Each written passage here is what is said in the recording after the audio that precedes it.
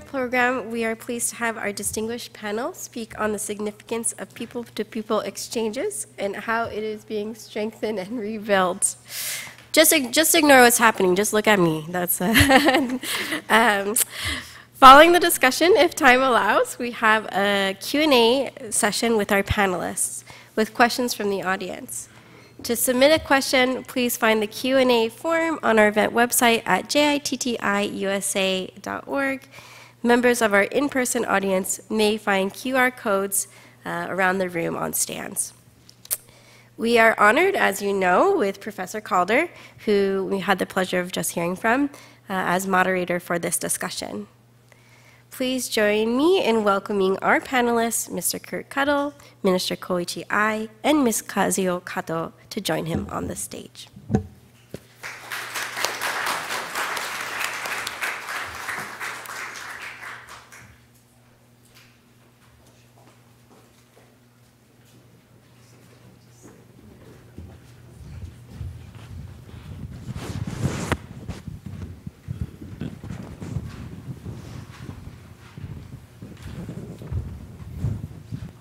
Yes, please, Professor Calder, if you would. Well, thank you very much, Mamiko. We have an outstanding panel, as I'm sure those of you who do know our panelists already deeply appreciate. In the center, and our first presenter, we have Minister Koichi Ai, who's currently Minister for General Affairs, Public Information, and Culture in the Japanese Embassy here in Washington. On my left, we have Curt Cottle, who is with the Department of Commerce and focuses intensely as a senior policy analysis on tourism issues, which of course have been one of the central concerns that we've had so far.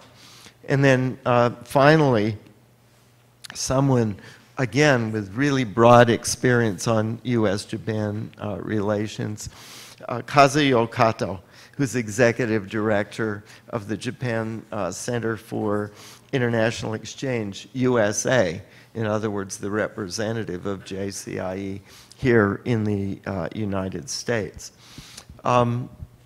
Just to start out what I think will be an exciting dialogue here, we were talking a little bit earlier, of course, about the programs to increase involvement by Japanese students here in the U.S., the different Tabitate programs and so on.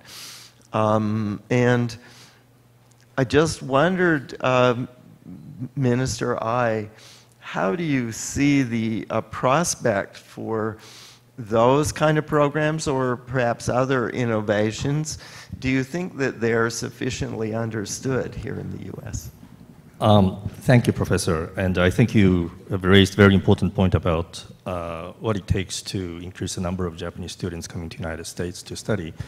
And I will probably be able to come back to it in my presentation, but a quick response to that would be we probably need to do more to improve the access to information, including on the scholarship and other financial aspects of studying in the United States, because it is expensive to go to college here in the United States in comparison with Japan or in other European countries. So that would be my quick response. And with the yen, the dollar as strong as it is, that doesn't help either, does it? Quite right, yes.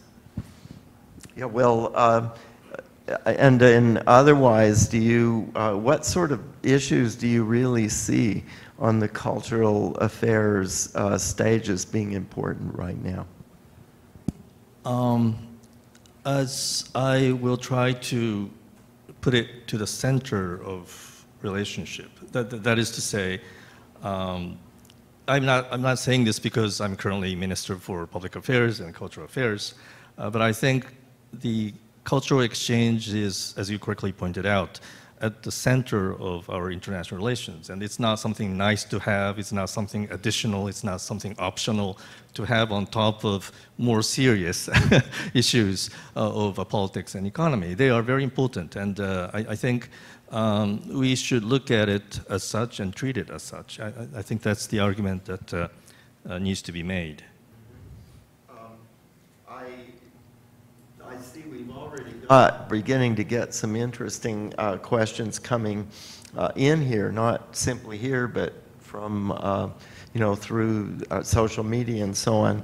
And one of them really addressed to you is about your expectations for the private sector regarding cultural exchange. Okay. I noticed on Tobitate, which is a joint program between the government and private sector, and many major companies, representatives, some of them here, are contributing to that, to bring Japanese students to the U.S.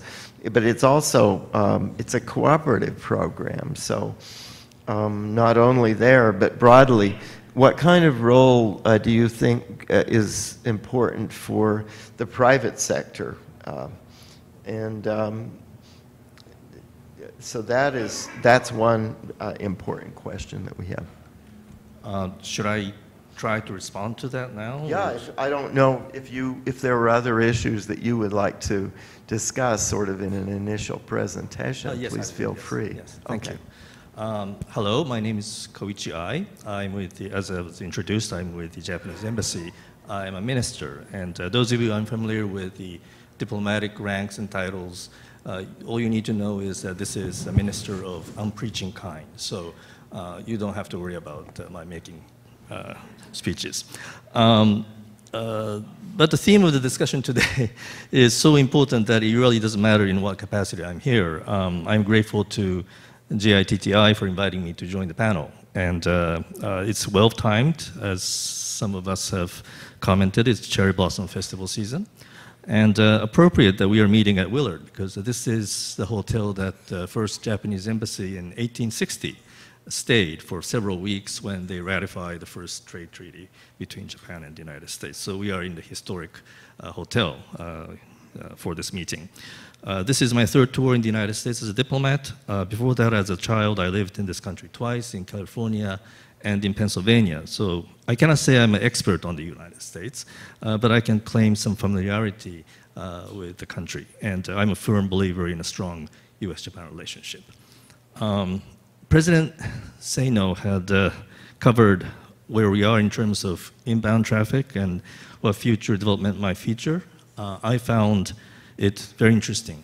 And if I may attempt to paraphrase in my own way, his very resourceful presentation, one of the directions of interest for Japan is how to make the domestic destinations more value-added, and especially outside major cities such as Tokyo or Osaka.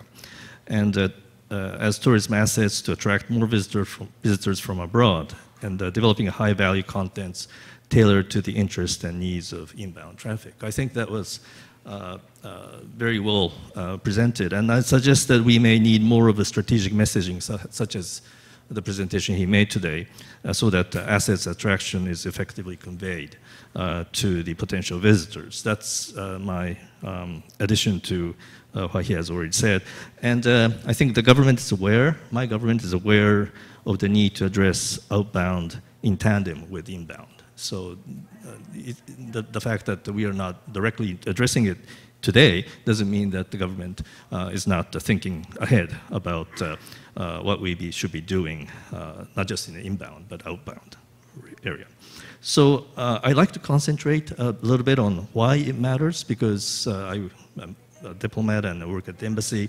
That's a little contribution I think I can make. Why do we care that how many people come and go between two countries? Tourism, obviously, is a major industry that has significant secondary and tertiary impacts on both national and regional economies. That's obvious, but that is not all. Person-to-person contacts leads to a better understanding between the people, knowing the people, understanding the culture, being aware of the differences and the commonalities, forging personal friendships. They all lead to a stronger ties between any two countries, especially between countries like United States and Japan. We now enjoy convenience of talking to people online. We got quite used to this technology during pandemic. Before coming to DC, I worked in Paris, and during the government-imposed lockdown, working online was the norm, and we managed. But I realized even then that we were able to communicate and even negotiate on Zoom because we had already established personal relationships in person before COVID. So if it wasn't for that earlier connection forged, we would have much more difficult time talking over each other on Zoom. So even then, some of us felt the communication inadequate and met each other in the parks in Paris under the pretext of taking a walk, which was allowed legally by French authority, 1 hour a day. You could take a walk. So we would call each other and say, let's from 2 to 3, let's take a walk in Champs-Élysées, and we will discuss issues. So that's how it operated then. So even in the age of electronic communications, real physical presence still matters. Additionally, traveling abroad gives us a new perspective into our own country and helps us appreciate our heritage. It also makes us wonder what more we can do to make our world, or simply our country, a better place. This makes us more informed, which seems very important, especially in the post-truth world we live in. So seeing is believing, I think. Today, US-Japan relationship is solid, robust, and unbreakable, and our security alliance has never been stronger. Our cooperation is at unprecedented level. They need to be because we operate in a volatile international environment. We cannot be complacent. The embassy continues to engage all the stakeholders in government, business, academia, and other areas to forge a stronger bilateral partnership. I once heard one of the former Japanese ambassadors compare diplomacy to gardening.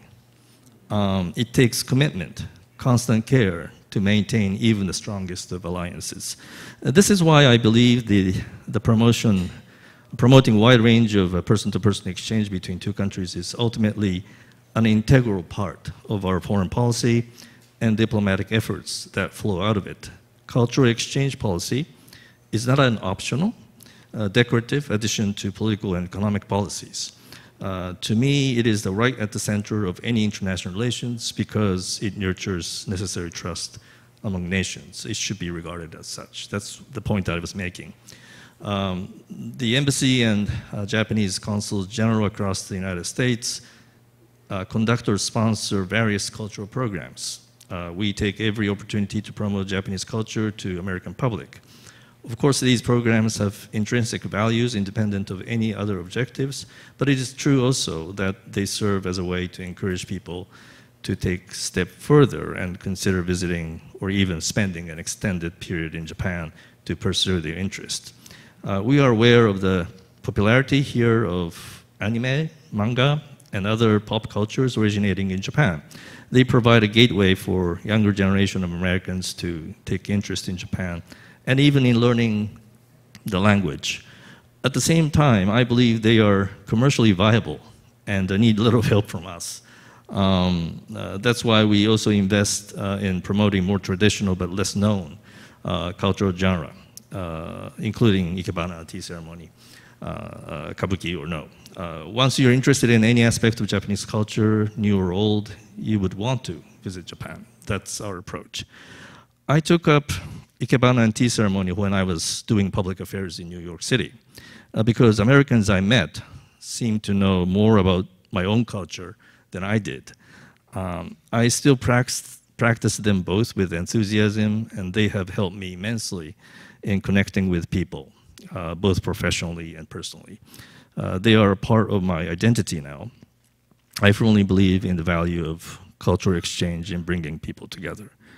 So in promoting cultural exchange, having attractive contents appealing to people across the national border is important, but it takes more than that. There must be professionals and experts such as curators at museum, who bridge between different cultures and help interpret one for the other. We need to nurture the new generation of them to successfully promote cultural exchange between Japan and the United States. This incidentally applies to academia. I understand the trend in social science, including political science, is toward more thematic discipline and not country regional-based studies. This is unfortunate. We need more scholars with intimate knowledge of Japan. Simply put, we need more of Professor Calder's, not less. At the same time, we are keen to reach out to new segments of American professionals and public to expand the horizon, to enlarge the fan base, get more Americans interested in Japan. Increased American visitors to Japan will help us do that. We are also doing our lot to encourage Japanese students to study in the United States. In this regard, as you've mentioned earlier, there is some work to be done. We perhaps need to improve access to information on available scholarships because financial costs of studying in United States colleges tend to be one of the obstacles of Japanese students coming here.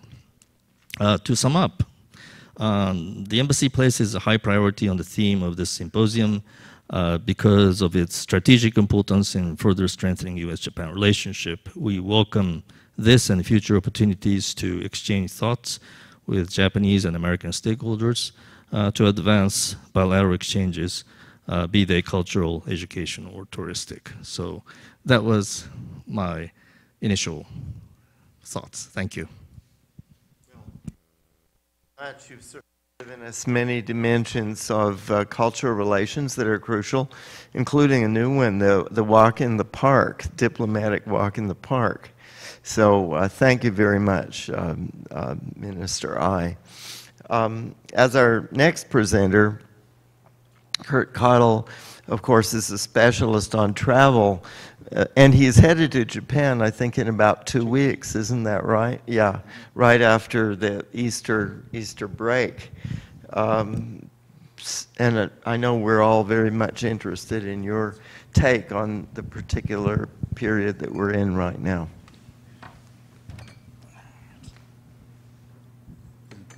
Go ahead and load the PowerPoint. Oh, it's on? There it is. If you have a PowerPoint, I don't know. Can you see it, or do you want to? I can see it. It's right below us. All right. So I'll start with our. How does it go back? There it goes. There we go. Start at the beginning, as they say. Alice in Wonderland, if you don't remember the reference. I am, as he said, representing the National Travel and Tourism Office, which is part of the International Trade Administration at the Department of Commerce. And I wanted to talk to you today, just a few minutes, about our National Travel and Tourism Strategy. President Seno did such a great job in presenting the Japan and the priorities of Japan. Our priorities are, I think, reflected within the National Travel and Tourism Strategy. Strategy was released by our Secretary of Commerce, Gina Raimondo, and she makes the eloquent point that few industries were hit as hard by the pandemic as travel and tourism, and its resilience is the focus of the new National Travel and Tourism Strategy. But we also want to grow back better and to do it in a way that is much more sustainable and resilient.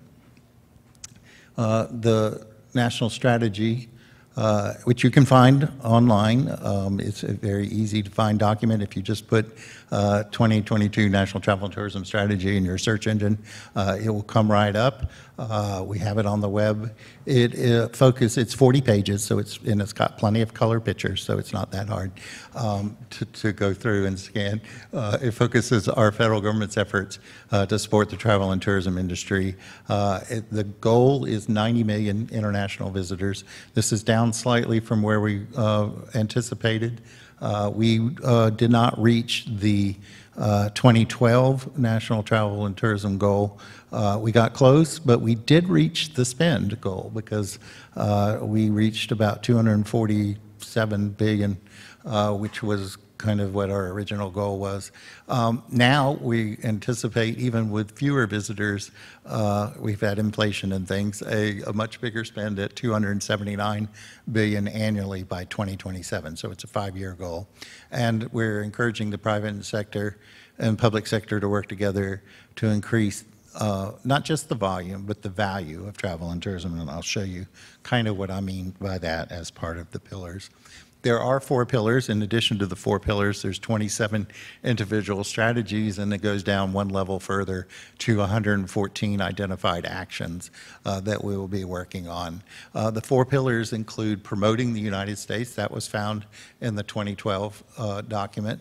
Facilitating travel to and within the United States was key. If you remember the circumstances of 2012, we had just started a domestic a marketing organization for the United States, Brand USA, and we were experiencing some difficulties at the border and the appearance that we didn't really want visitors as much as we do. So that was then, this is now. We still have to process visitors and do it in a seamless fashion, but it is not as critical as it was maybe 10, 12 years ago. Now, there are 2 new pillars to the strategy. We are focused on diversity and equity, making sure that the benefits of travel and tourism go further within the United States.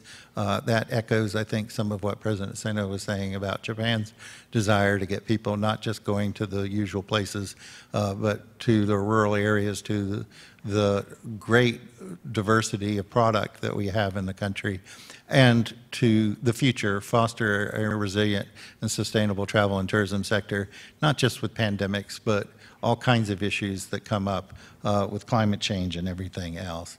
I won't go into all the individual strategies. We're looking at how we communicate, who we communicate to, and making sure that responsible travel message. But one key opportunity is that we do have the Olympics coming in 28. Was saddened that Tokyo did not get the visitation that it would so desperately wanted with their Olympics, and I know they were building to that, but we also have the World Cup soccer coming. We have so many events, so we will be obviously paying attention to that. We still, as I said, want to work on the facilitation. Technology is the big key here, making sure that we enhance safety with technology, but also make it more seamless and better experience for visitors. And we're looking at that diversity picture. A lot of work. This is pages and pages of the action plan that go into the diverse, inclusive, and accessible travel experience. This fits the administration's priorities.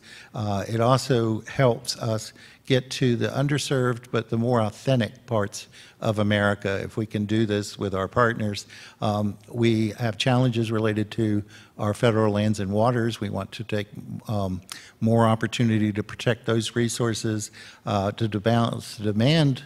COVID sent a lot of people to pretty much the same places. So we want to make sure that they get that outdoor experience, but maybe they get it not all at the same time at the same place, and to cultivate and amplify an ethos of conservation, stewardship, and resilience while they're there. And again, using technology smartly. And the last one is just, 5 words, but it's incredibly complex to address all the workforce issues. The pandemic didn't necessarily start all those workforce issues, but it exacerbated them, and we need to be smart and strategic in terms of how we, with the private sector, of course, address all those workforce issues that we have as a result. I know I'm one of those people that likes working in a t-shirt and gym shorts at home.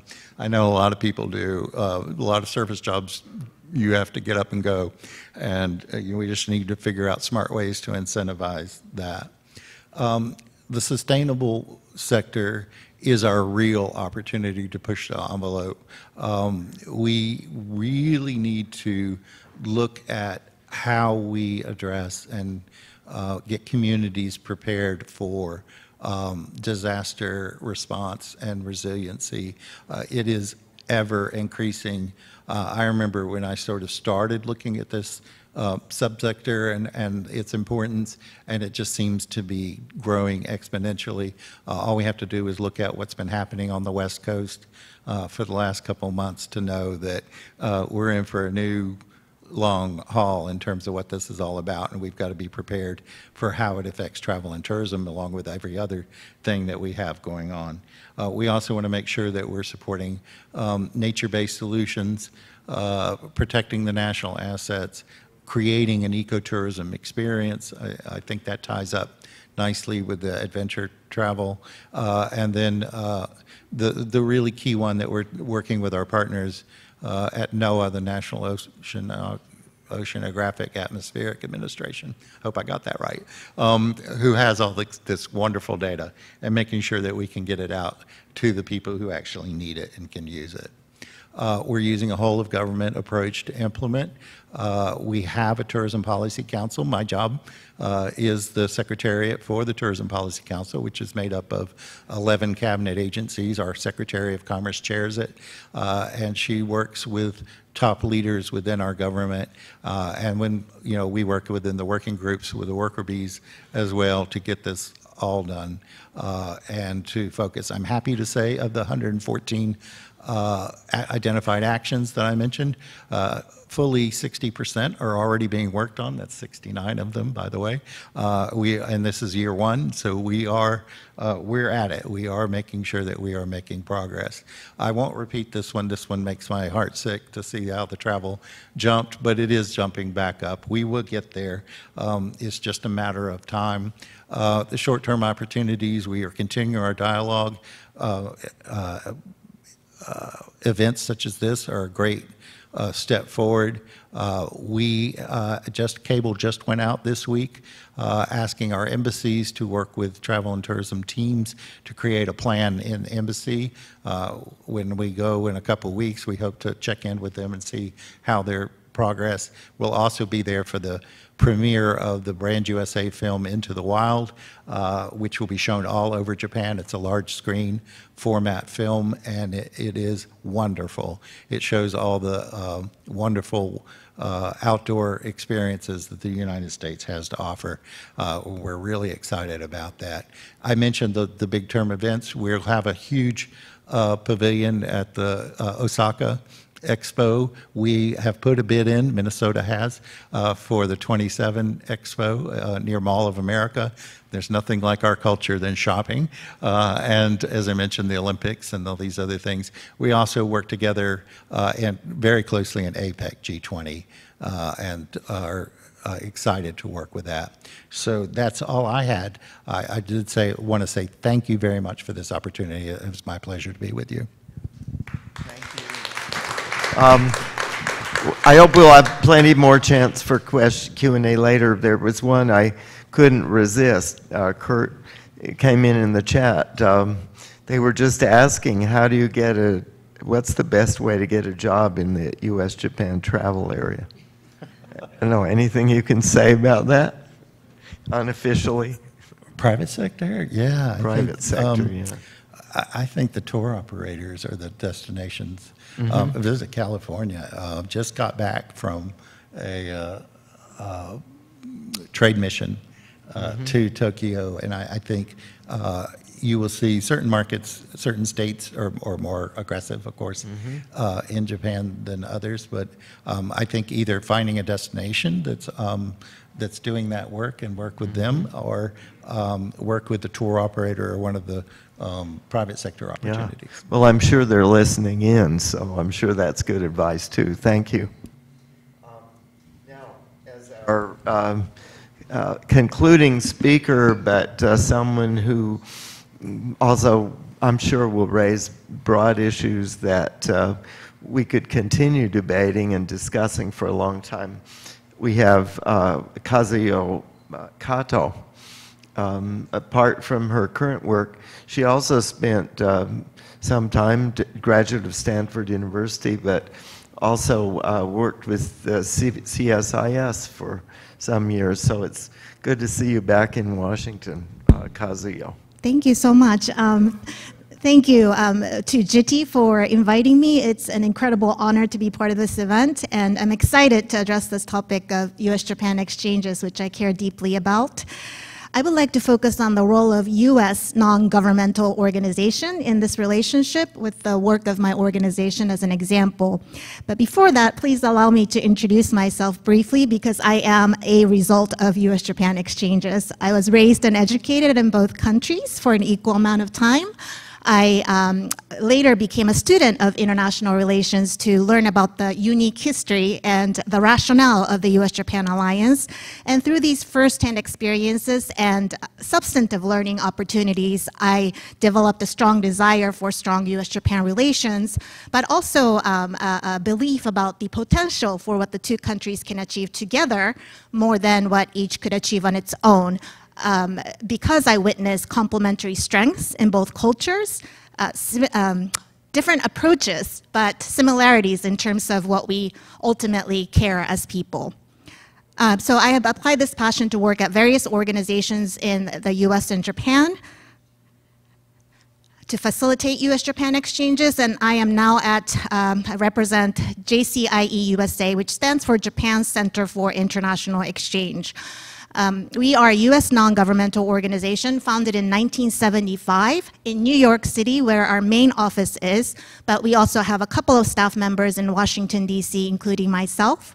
We are nonprofit, nonpartisan, and independent. We're not a membership organization, but supported by a diverse set of funders.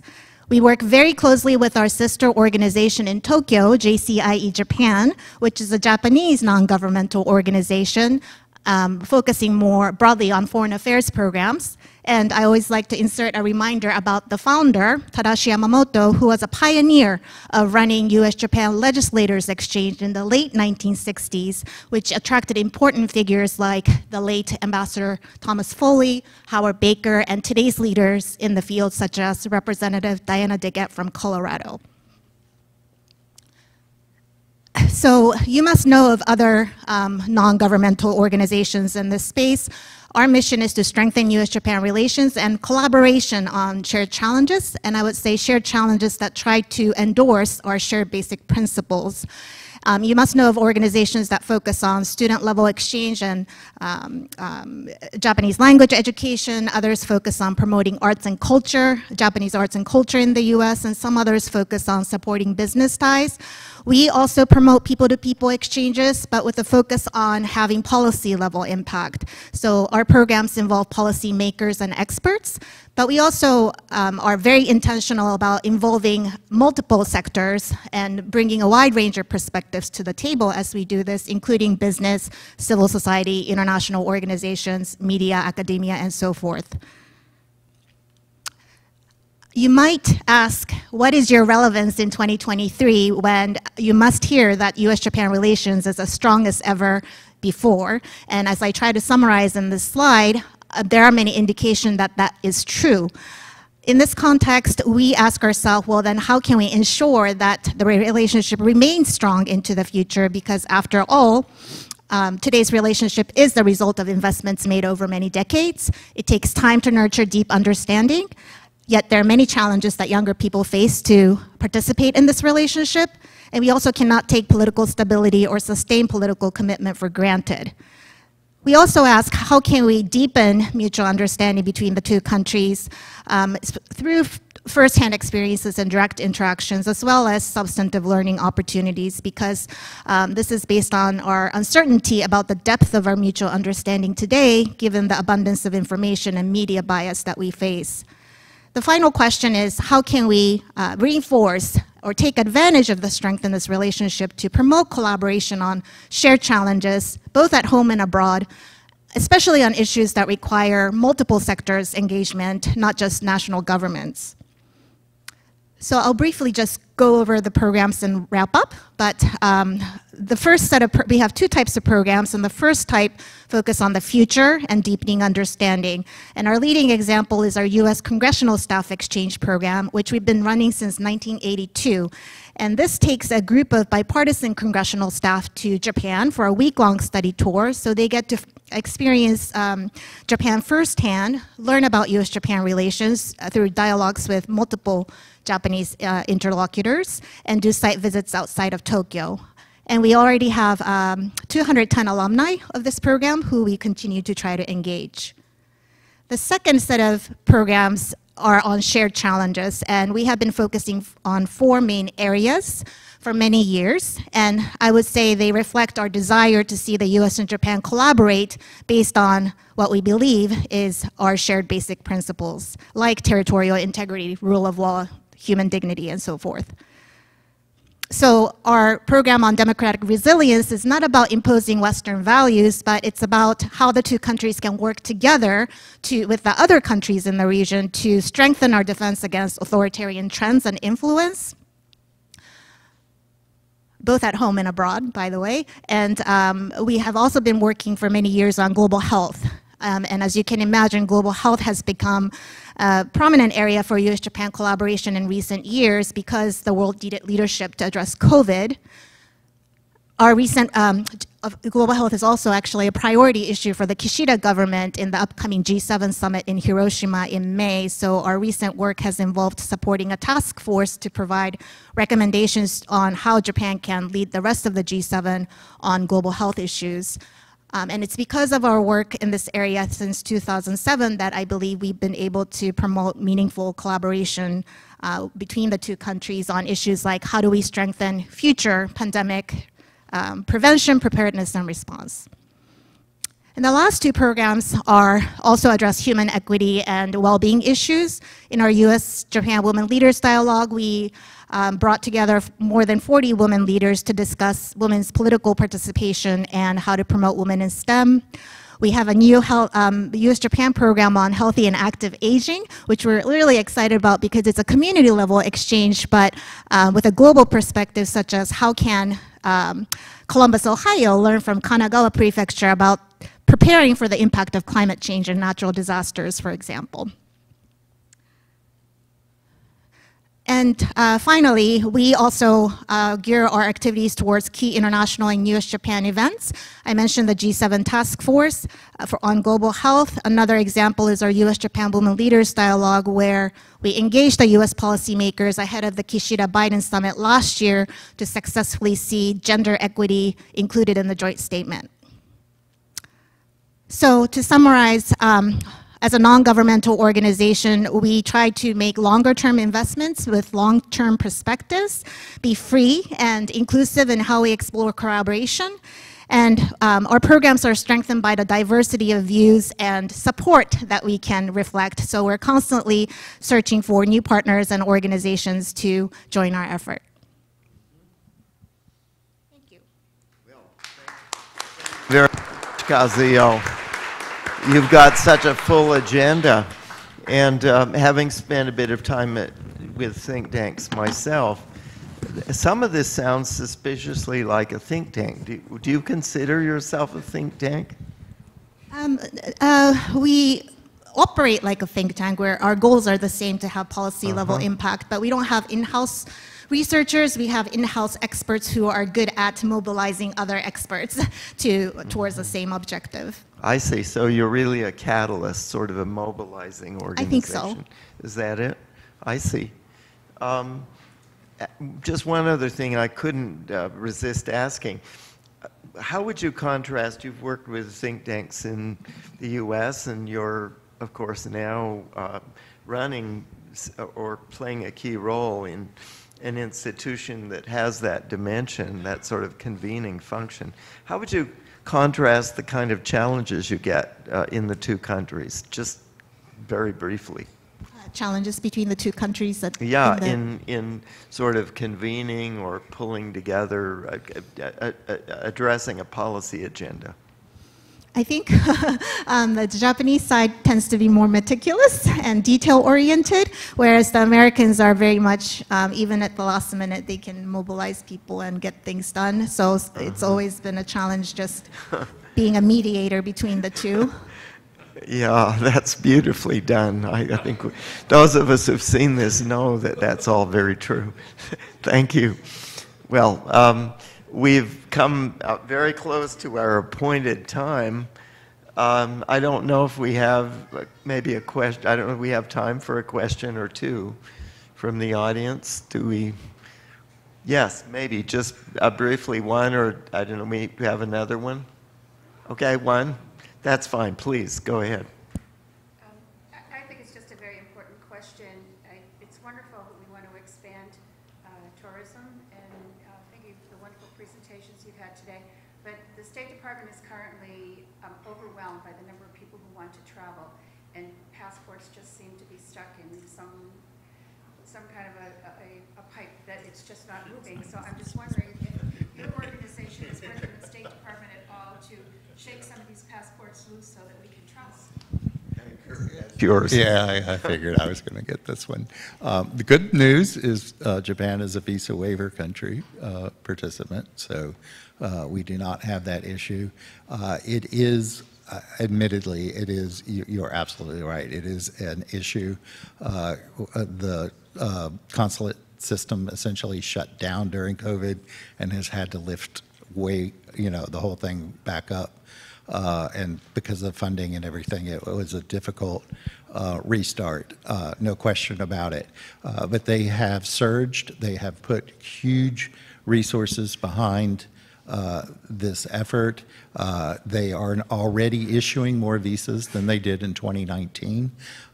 So the volume is back. What they are dealing with is, someone was using the term revenge travel this week about their parents who had saved all this money and just were going to go somewhere. It just didn't matter where, they were going to go somewhere.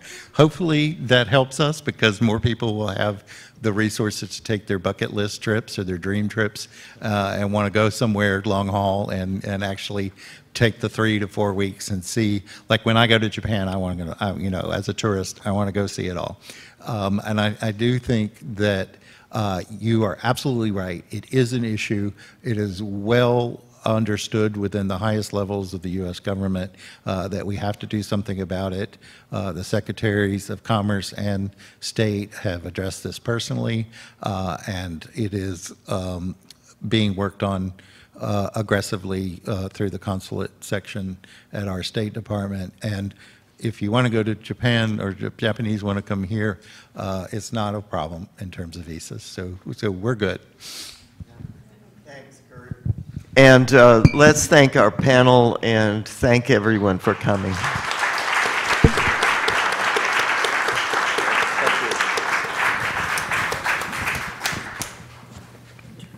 Thank you again to all of our wonderful panelists for this very engaging and important discussion.